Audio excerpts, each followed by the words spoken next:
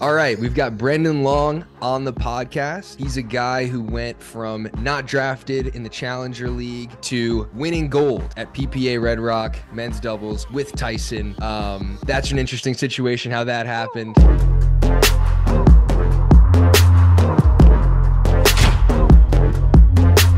All right, we've got Brendon Long on the podcast. He's a guy who went from not drafted in the Challenger League to winning gold at PPA Red Rock men's doubles with Tyson. That's an interesting situation, how that happened. I wasn't playing with Tyson. Next thing you know, he wins with Tyson, beats me in the semifinals, and everybody's talking about him. So thank you for coming on. I had to get him on. So Good to be here.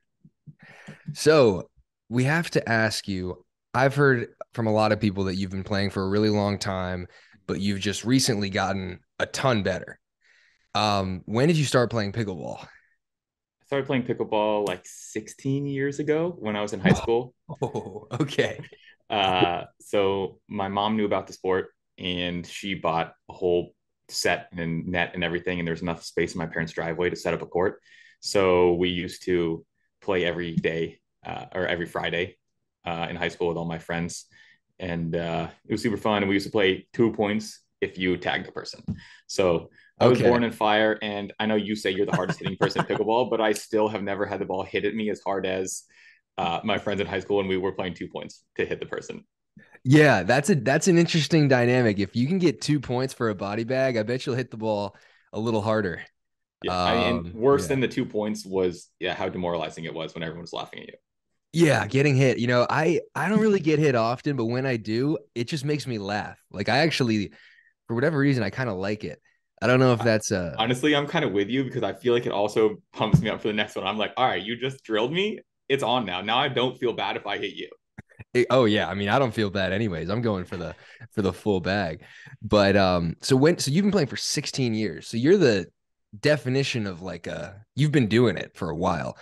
When did you start to get like serious and actually play a lot? Well, so I've known Kyle Yates for a long time, like 7, 8 years, something like that, for a long time. And like I played some tournaments then, but I mostly just played with my best friends for anything local around here. I played with Ben when he first started.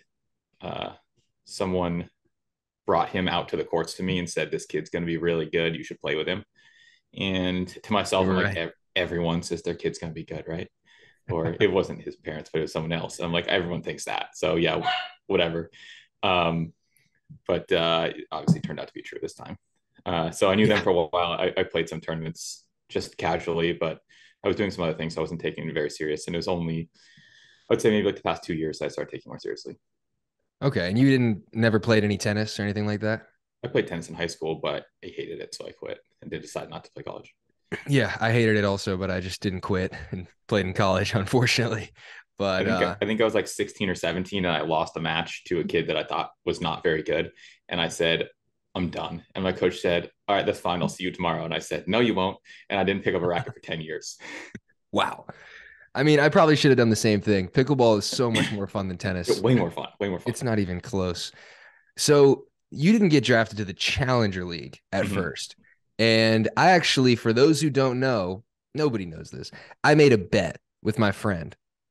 And I said, Brendon Long will be the first player to go from not being drafted in the Challenger League to going straight to the Premier League. And I said this months ago. I've been on the Brendon Long hype train before anybody. And now I'm pissed off because people are like, oh, Brendon Long, you're probably mad that he beat you. I'm like, no, I've been saying he was good this whole time. Um, so now you've all but basically guaranteed that I win that bet. You're Yeah. going to be in the Premier League. You know it. I I hope know it. I hope so. I thought I was gonna be drafted in the first place. So I don't know. I mean, at this point, you've got to be. So let me ask you this first. What was going through your head when you didn't get drafted to the Challenger League, when you knew you were top five in the Challenger League? Well, as the draft is going on, well, first off, before the draft started, a bunch of people, especially a lot of guys, were texting me saying, Brendon, you are clearly a first round pick, and I'm the best right side guy that's in the draft. So when you get picked first, I need you to get me drafted on your team because I'm the best right side guy there is. Okay. Mm-hmm. And then I didn't get drafted and they did. And they're all like, what is going on? But besides that, as the draft was going on, a lot of people were texting me saying like, I'm telling my owner to pick you. So honestly, as I was falling down through the draft, I just kept thinking, that's great. My team is just going to be better. If I'm just one of the last guys in the draft, I'm just going to have the best team. I just feel like I'm one of the best men left there. So if I get picked last, our team's just going to be sick. Okay. And then so I Yeah. was like, okay, this is awesome. I don't even care that I'm falling down. It's fine. And then like I didn't hear much, but a lot of people are telling me they also didn't hear anything. So I was like, oh, I'll just probably know tomorrow. It's not a big deal. And then tomorrow, or almost like so pretty late in the night, someone sent me like the full draft list, and I was like, this sucks. I mean, yeah, you're probably looking at that list like, okay, Matt Manassi. How does that? I mean, that's a whole nother situation, but that was shocking to me. And people were saying, I mean, there was other guys that didn't get drafted. I don't know, Ed and Leica maybe, but it's not really. I think those situations now are it's pretty clear that your situation was way different than those situations. I mean, you not getting drafted was insane. So now for next MLP, if you had to guess, where do you think, and this is just a guess, we'll say you have to give us the number of male pick. So there's 24 Male pick. males. Okay, I was gonna ask that. Out of 24, out of 48. Yeah. Okay, I'm 24. out of 24. Yep. Well, I think an issue in the past that I think something that hurt me for especially the premier draft before is that people didn't think I could play right. Okay, that's one thing that I'm glad this weekend that I feel like I played a pretty solid right in the Yep. fifth, which is something that I practice a lot because a lot of the guys around me here are right side guys. So when we drill, I end up being forced to drill right anyways. So I'm very comfortable there. So I think that hurt me in the past, but being able to prove that in the finals I can play and win on the right, I think that's going to help my stock. So For sure. obviously, I don't think I'm a first 12 guy. I mean, I think I am, but I don't think to the owners I'm the first 12 guy yet, even though I've won. Not yet. But I think I am, but I don't think I'll get picked. And I think that's reasonable. But I don't know, 20, 20. 19. Yeah, and Okay. again, I think I can slot into left or right, and then Yeah. play a really strong mix as well. That's important because, like, especially towards the end of the Premier League draft, if you're a guy getting taken, you're usually going to be looking to play the right? Right, Because the and top guys are on the left. yeah, and that was I think an issue in the past for me that just people had just never seen me play on the right before, so they couldn't. So coming down to the second half of the draft is just not looking great if you can't do that, but I can, and I think now hopefully people know that.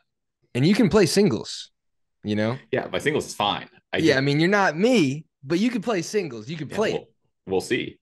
We'll see. This could bite me in the butt. I mean, we might end up replaying this clip, and then it's like, oh, Brendon Long like That's takes good. four Yeah, straight.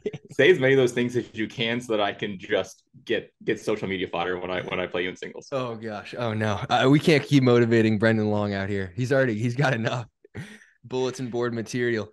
So going into Red Rock, you've got two great partners. You got Tyson and Viv. What was going through your mind? Like, what were your expectations heading into Red Rock? What was your thought process? Really, honestly, I was pretty sure we were going to make a finals. I was going to make a finals in one. And honestly, I thought it was much more likely to make a finals in mixed. I thought we had a pretty good shot, like a reasonable shot in most. But I played with Viv in the past and we meshed really well and we played really well. So I thought that was actually our likeliest to make it. We ended up not playing as well as I think we can. But that motivated me even more to play with Tyson. Well, But Viv had some issues with her paddle, didn't she, in mixed? yeah, she had some issues with her paddle breaking in the middle of our semis match. Well, that's not So good. that didn't help. And then I also had the most unluckiest thing that's ever happened to me in a match. In the match after that, in the middle of a point, a bug flew into my eye. Okay, Oh and then wow. Hayden just dinked it at me, and it just rolled right by me. In my one good eye, I saw the ball just roll right by me for a winner. Oh gosh.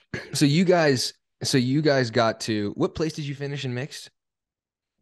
I don't know exactly what it was, 7, 8, or something like that. We got to the quarters lost, and then lost again, whatever that Got it. is. Well, it's tough. I mean, the paddle, like the carbon paddles are breaking left and right. It's a weird situation, but you definitely salvaged it on Men's Day. So we don't need to talk about the semis. I don't even remember what happened in the semis. Who knows? Let's talk about the final. That Oh was wow, the sickest final. That might have been the best final of the year. because Matt and Riley and Ben and Colin, they play each other every final. It's played out. That final, in my opinion, was I had a mixed match. Like, I was the next on after the next one after that one, and I couldn't take my eyes off your final. And I was like, come on, James, you got to warm up with me. Like, we got to play. I'm like, no, I need to watch Brendon and Tyson. This is the craziest thing I've ever seen. Tyson has a sitting, I mean, sorry, Deckel has a sitting duck on match point. He's got a Yeah, forehand I here, gave it to him. and he missed it in the net. What are your thoughts on that match? uh I don't know. That was a really fun match. We kind of came into the match with a game plan of me cross-courting Deckel. I thought that was a pretty good matchup for us, and I think game one that looked pretty good, and then games 2 and 3 it didn't look so good. Deckel was just on one in the cross court, like he just wasn't missing, and he was hitting them really aggressively and really well. So the matchup wasn't going how it went in the first game. And I also tweaked my shoulder a little bit, so I couldn't hit the overheads very hard. So Tyson and I switched sides, and I went to the right. Um, at, and that went much better. I think what's interesting is Deckel decided to essentially really, after we switched, continue to keep thinking to Tyson. So that was something that was in my head there. That's kind of what Deckel was going for. He's going to go across no matter what, regardless of who was over there, which I thought was interesting. But overall, the match was just super fun. Honestly, everyone talked to me and was like, that was the most stressful thing I've ever watched in my life. That was so intense. That was so crazy. And a lot of my family and my friends and stuff were saying that it was hard for them to watch because it was so close and so stressful. But for me, when I was playing, I didn't even really feel that much. I had a little lull in the second and third game, but I don't thought I honestly, yeah, I played a little bit worse, but I think Deckel just played really, really good in that game. Like I rewatch it and Deckel is just hitting really good shots. And I'm like, that's not even that bad. Deckel's playing really well. Yeah, and I think in a way it actually helped you to move over to the right and be so solid on the right because just like you said, for being late in the MLP Premier League, like being able to play both sides is important, and you showed that. Like, hey, I'm in a really big match, cross court from Colin. You can play the right and you can do it. So that matters a lot. Also, so you've improved a lot, obviously, immensely in a very short period of time. What have you been doing? Like, have you been changing your training? Any specific things that I should I, know so I can copy you? I think it's a combination of two things. One, like last year, I switched to drilling a lot, just really drilling, and then honestly looking at my weaknesses and being like, this is what I would do if I was playing me. Okay, what would I do to beat me, and then working on that. So really focusing on a lot of the things that are weaknesses and just getting out there 5-6 days a week and just focusing on my weaknesses. I know it's more fun to hit the balls that I'm good at, but I really focused on the shots that I didn't like that much to be more consistent and hit that. The other thing that happened is about 8-9 months ago, like Newport last year, however long ago that was. Pablo and I were playing out there, and I hurt my back. So I had back injuries for a while before, but I really got it under control last year, and I thought I was playing the best pickleball in my life. And then about 8-9 months ago in Newport, I hurt it again, and so bad that I couldn't walk that night. I literally slept on the floor because I couldn't stand up enough to get on the bed. I had to get a cortisone shot in my back that helped a little bit. And pretty much, I haven't told too many people, but over the last 8 to 9 months, I pretty much was playing every tournament with sciatica down my leg with complete like numbness in my left foot, like really bad pain. Like the only reason I could play was the trainers that I was going to, like, were just keeping me barely afloat. And like a month and a half ago, so pretty much right before APP Daytona, I got it fixed, and it pretty much no pain in my back or down my leg. So I was just moving much better and able to get to the balls and do the things that I know that I could do when I wasn't hurt. And that really helped. Yeah, I mean, that makes a huge difference. I've tried to play through, I mean, I'm soft. I've had blisters and I'm just like, I can't do it. This isn't for me. So, it's but that's impressive. I mean, that's important just to know that obviously, like if you can play through pain, then you can definitely play without pain. And then it makes it probably easier. It's maybe an advantage. There were just so many balls that like it feels like I can get to it and I can hit the roll, I could attack it. And people are like, you just can't go for that. You're missing it. And I just know that I can make it. Like that is a makeable shot. That is something that I could do. But when I'm hurt, you're just a step slower. You're hesitant. You're not there. So without the pain, I'm just making the balls that I know I could make that I was missing before. Yeah. So I've got to do a short recap. I mean, nobody cares about my Red Rock, bronze with Riley. That's not good. That's not what you want. But I got to talk about it for a little. So I had Red Rock, played mixed with Anna. We got gold, which I think going in, if we weren't the favorite, we were top two favorites. Riley and Andrea were maybe there, Jesse and AJ. And me and Anna played well. We won 3 straight games in the final.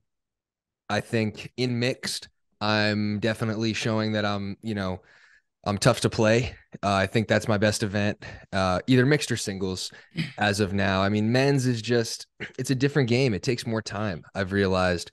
And I like to say, I'd like to use the excuse I've only been playing for about a year and 4 months, 5 months, but it's time for me to learn how to get to the kitchen, guys, because I got to. The 002 is a great paddle, but you got to rein it in. And I have not reined it in yet. Red Rock, the balls are hard, particularly later. The balls were flying.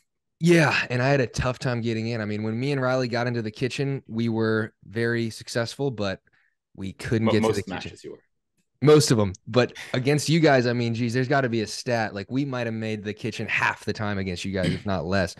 So horrible. And that was mostly my fault. If you guys go back and actually don't go back and watch, just don't watch it. Just but mixed is easier. Mixed is more fun for me. I think I'm probably mix is easier to get in. Oh, it's so much easier to get in and it suits my strengths. I think I'm right now a lot better at mixed than men's, but I'm going to keep working on the soft game, keep dialing that stuff in, and eventually the men's will come. I don't have the experience that Brendon has, 16 years in the game. I need it. But no, it was not the same then. Nobody hit topspin then. It was embarrassing. That's true. I'm like the only one hitting a backhand topspin roll. And everyone's like, why are you not slicing it? I'm like, I don't know. Why are you slicing it at all? People said that to me too, because I do the two-handed backhand cross court roll, and they're like, "What are you doing? Like that's not I've even said a that shot." for so long. So long I've said two-handed backhand, game theory optimal, best backhand you can hit. Okay. And they said, well, how come the best players in the world don't hit it? And I said, because they're not good enough. If That's they were true. good, they would. They're just not good enough yet. You wait years. Okay. You wait till people are good and they're going to do it. And you see it, people are happening now just because it's harder, but it's better. So you For sure. you got to get good. Especially on wide counters. Like if somebody gets you out here and you've got a one-handed backhand, it's not the same as if you can get a two-handed backhand wide counter. I mean, you can crush the thing. So That's something anyway, else that I'm working on too. yeah, I mean, at this point, you should just stop working on stuff, Brandon. I don't want you to keep getting so much better. Just take a break, man. But anyway, yeah. So me and Anna got the golden mixed. And now we've got Newport Beach coming up in 2 weeks. So I'll ask you, who are your partners for Newport Beach? Are you going to steal Tyson from me? I'm going to the US Open. Oh, you're playing the US Open. It's like 20 minutes that way. Of course you're playing the US right Open. here. Yeah. 20 minutes from me right now. So I'm not flying all the way to Newport Beach when there's a tournament right here. And there's no PPA pros. You're going to be the best player at the event easily. Well, that didn't stop me last week. That's true. So who are you playing with? Who are your partners, mixed and men's? I'm playing with Mill and Rain in mixed. She's a beast. And I'm playing with CJ Klinger. Okay. He's been playing better. I watched him at MLP. He looks solid. He's good. No, he's good. His hands are so fast. Yeah, fast hands, good counters. You guys are going to be a tough team to get through. Yeah, and I think he's like one of the start of the new generation that is built for pickleball, right? Mechanics wise, like building strokes specifically for the best possible shots of pickleball, like the future. Like, a lot of people talk about the new kids coming up, but there is, some stroke mechanic difference between other racket sports and here where CJ's has stroke mechanics built for pickleball. So he's coming in hot. Do you think that's an advantage for players who might have no tennis background, like Dylan Frazier or AJ? Well, I think he plays a little bit of tennis, but I think there's some advantages to it, right? I think the advantage of tennis is that you just have so many reps in a racket sport with similar stroke mechanics, especially for ground strokes and stuff, that the transition to the small differences in certain cases can be made easily. But just, starting from a junior with the right technique was optimal, right? For sure. I think it's one advantage of maybe not playing tennis is in tennis, you've got like your backhand volley is taught to be like a little bit of a bigger swing. You're coming down on it.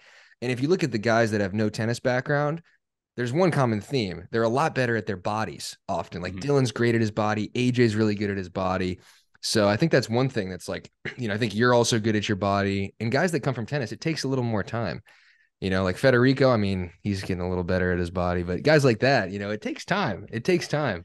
I had to throw a shot at Federico. I can't have a podcast with no Federico roast. Yeah, and I So think ideal is that you're gonna build the mechanics that allow you to be good at defending your body, but also still having like the solid ground strokes and things that Federico have. for sure. So this is an important one. I was told that you still have no paddle sponsor. That's true. Yes. What's the deal? I mean, and also you're still not signed with the PPA, obviously. Is the PPA still sleeping on Brendon Long? Are pickleball paddle companies still sleeping on Brendon Long? They can't be. Apparently they are, but I think these things take time as well. How much time do they need? You just won gold with I don't Tyson in know. a PPA. This is Apparently crazy. longer than 2 days. Oh my gosh. So do you have plans on signing with the paddle company or signing with the PPA? Are you going to stick with the unsigned, or at least in terms of PPA and APP? Are you thinking of signing with the PPA this year? Um, I just depends on what the offers are. Depends on what the That's deal. true. I mean, That's a dumb question. My bad. Of course, it yeah. depends on how much money you get.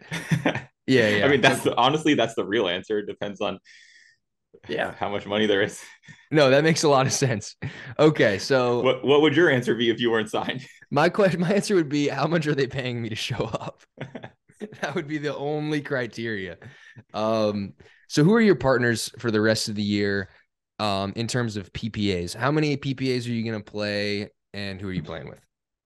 Um, let me look at my schedule. And also another follow-up question could be like, is that kind of changing due to your newfound success? I'm sure people are asking you to play more mixed partners, things like that. It is changing. But yeah, people are asking me questions. So I only booked really the first half of the year just because Good move. I didn't know what my situation was going to be. I was pretty sure I was going to be winning things, so I thought there was probably going to be some changes coming around. So I only booked the first half. I know the next PPA. I'm pretty sure the next PPA I'm playing is Atlanta. Got it. Um, May 18th. and yeah, I'm pretty sure I'm playing with Bobby and Johnson Cola for that one. Okay. And you and And then John got fourth at a PPA, didn't you? yeah, John's good. He is. John Selkirk. is a John is a yeah Selkirk. John is another one of those guys that I think got uh, really snubbed for the MLP, and just in general, I feel like people are just really sleeping on him, and I don't know why. Like I watch him play, and I'm like, it's there. Yeah. He's good, and especially like him and I synergize really well. He has pretty much everything that I want in a partner. So when Yeah. people say, they don't think he's capable of us winning a PPA. I think that that's crazy. Yeah. I mean, I think one of the questions about him was, well, when I've played him, obviously he's a great singles player, stud singles player.